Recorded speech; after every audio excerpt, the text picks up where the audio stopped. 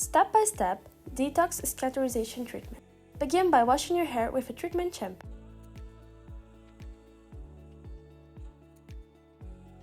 In a bowl, mix equal parts of the detox solution and reconstructive balm.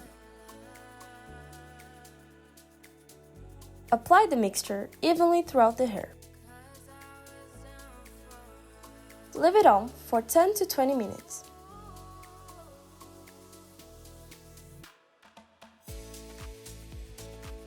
Dry the hair using a diffuser or perform a blow dry, followed by straightening with a flat iron. Pass the flat iron over each section 2 to 4 times.